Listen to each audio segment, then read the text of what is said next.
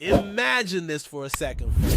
Giannis Antetokounmpo wearing a Golden State Warriors jersey. Sounds insane, right? But guess what? This isn't just some wild fan theory or Twitter fantasy. It's actually being talked about on ESPN. Yeah, legit analysts on Get Up were breaking it down, laying out the numbers and explaining how this could actually happen. Jay Williams was in on the conversation. Bobby Marks too. The man knows his way around the financial mechanics of the NBA like nobody else. They straight up said, pull the trigger and it can be done. And look, I get it. This sounds absolutely ridiculous on the surface, but let me walk you through it because this is Warriors Digest. And you know I'm not here to just toss hot takes into the wind. We're going to look at how this trade could be pulled off realistically, financially, and logically. But before we do that, let me get one thing clear. I'm not saying I want this trade to happen. I'm not saying it should happen. I'm not even saying it's likely. What I'm doing is showing you how it could work, how the numbers fit, and what would have to be sacrificed. Because every time this kind of talk comes up, I see the same types of comments. Just trade Draymond, trade Steph, send BP, give up Moody. Okay, sure, but it's not NBA 2K. The money has to work. That's the part so many people overlook. It's not just about talent, it's about contracts. So yeah, you could say, I'd trade BP for Cat in a heartbeat. Of course you would. Who wouldn't want to make a trade like that on paper? But BP's contract is worth $3 million.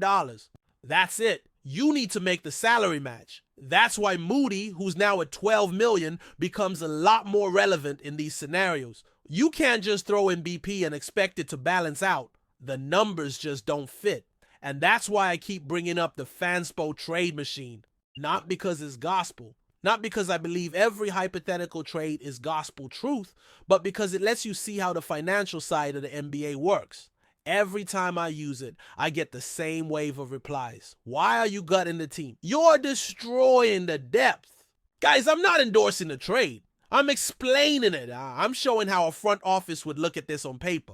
From the contracts to the picks to the roster construction under the new CBA and that crazy apron system. Now let's talk Giannis. Would I want him on the Warriors? 1,000 times yes. Would it decimate the roster to get him? Most likely. But could a core of Giannis and Steph win a title, even if the depth takes a hit? That's the million-dollar question. If one of those guys gets hurt, suddenly you're vulnerable. And let's be real. We've seen what happens when Giannis has to carry the load alone. Damian Lillard went down. And what happened in Milwaukee? They couldn't get it done. Giannis alone isn't enough. That era of top-heavy super teams isn't working like it used to. Look at Oklahoma City. Look at Indiana. Teams with depth, with young legs, with balance. They're the ones making noise. That's where this league is going. And the new apron rules?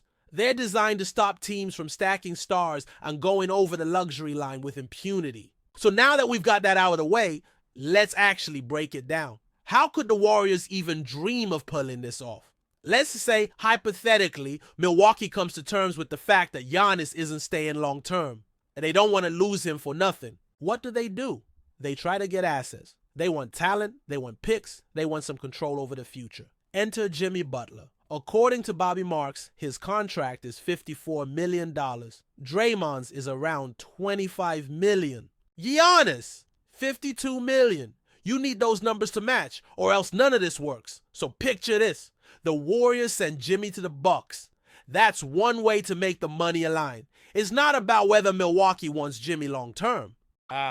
It's about whether they'd rather have something than nothing. 2 years of Jimmy Butler, a known competitor plus a haul of draft picks, might be better than watching Giannis walk for free.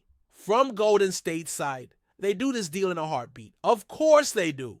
Giannis and Steph together? That's a cheat code. You've got inside dominance and outside range. Throw in Jimmy, and now you've got grit defense and big game experience. But we all know it wouldn't be just Jimmy for Giannis. That's fantasy land. You'd have to include draft picks. Several of them. Now under the current rules, you can't just throw in any random picks. You need to space them out, and they have to meet certain requirements. So maybe you go 2026. First round, top 10 protected. That's a realistic starting point. Then 2028, another first rounder, maybe lottery protected. And then you start talking about 2030, 2031.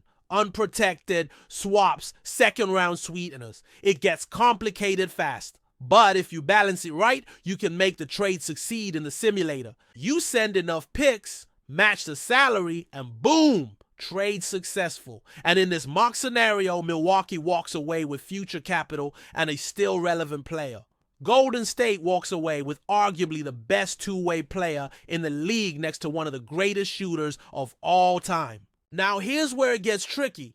Let's say instead of Jimmy, you try to do this deal with Draymond. You punch it in, and guess what? Trade fails. Why? The money doesn't match. Draymond's $25 million isn't even half of what you need to bring Giannis in. You'd have to start adding contracts, like Moody's $12 million. That helps. You get closer. Maybe you throw in a couple more mid-tier deals to balance things out. Suddenly you're in the range where it works. But now the team starts getting gutted. Your depth starts vanishing. You're not just losing Draymond, you're losing guys who actually contribute in rotation minutes. And that's the tightrope you walk with a move like this. Star power versus team chemistry. Ceiling versus stability. And then there's the apron. That's the real villain in all this. The league is cracking down on super teams that want to spend their way out of every problem. If you go above the first apron, your flexibility gets torched. You lose access to mid-level exceptions, sign-in trades, and more. You basically have to run with the guys you've got.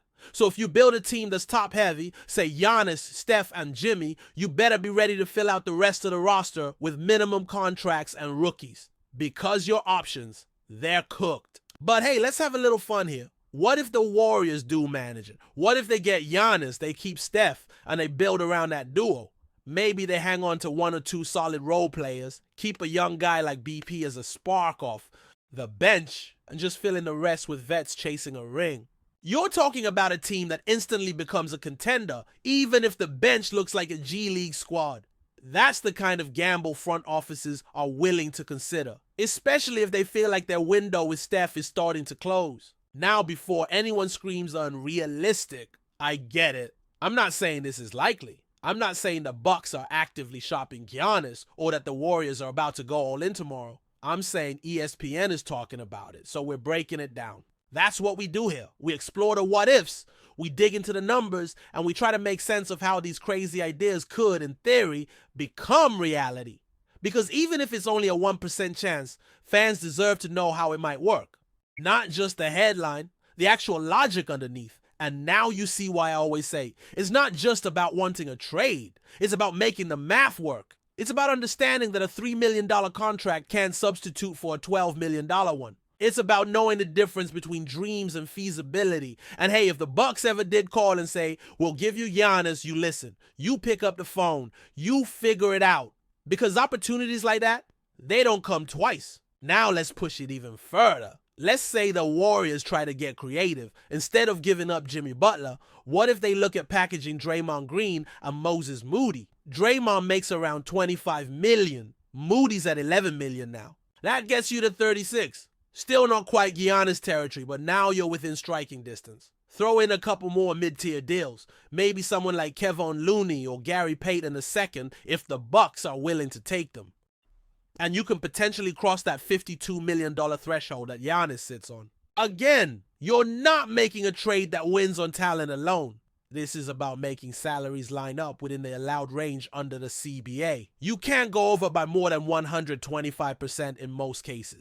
The apron adds another layer of restriction. So now you're walking a tight line, not only with talent and cap, but with league rules. Before we continue, make sure to leave a like and subscribe to the channel so you won't miss any exclusive Dubs updates. Let's keep going. Whispers are stirring in the Bay Area as Klay Thompson is reportedly heading to the Golden State Warriors training facility to finalize a new contract deal. While no official announcement has been made, sources close to the team suggest that Thompson's arrival at the Warriors complex signals significant progress behind the scenes, fueling speculation that the sharpshooting guard is set to ink an extension that could keep him in Golden State for years to come. This development has sent waves of excitement throughout the NBA community, especially among Warriors fans who have eagerly awaited any news on Thompson's future with the franchise. After all, Klay Thompson has been an integral part of the Warriors' identity, known for his lethal shooting, calm demeanor under pressure, and clutch performances in key moments. His partnership with Stephen Curry has redefined modern basketball's three-point shooting revolution, and securing Thompson's commitment would be a massive boost for the team's championship aspirations. The timing of Thompson's visit to the training center is intriguing. With the offseason in full swing, teams are jockeying for position, trying to lock down core players before free agency heats up. For the Warriors, who have faced injury setbacks and roster changes in recent seasons, keeping Thompson healthy and committed is paramount. The rumors hint that both sides are eager to reach an agreement that reflects Thompson's value not only as a player, but as a leader and a cornerstone of the franchise's culture. While the details of the contract remain under wraps, insiders speculate that the deal could be structured to provide flexibility for the Warriors while rewarding Thompson's loyalty and contributions. Given his proven track record and ability to bounce back from adversity, many believe this extension could signal a renewed era of dominance for Golden State as the team looks to recapture the championship magic that has made them one of the NBA's most storied dynasties. Of course, until the Warriors officially confirm the signing, this remains a tantalizing possibility rather than a done deal. Yet the buzz around the training facility, combined with Thompson's presence there, makes it hard not to get caught up in the excitement. Could this be the moment when Klay Thompson's future in Golden State is officially secured? Fans and analysts alike will be watching closely, eager for any official word that the Splash Brother is here to stay. Stay updated exclusively with the latest Dub Nation news, subscribe to our channel, and hit the like button to keep getting daily updates. On the Warriors, don't forget to share your thoughts in the comments. Your input is essential for the Dubs community. Stay tuned for the next video.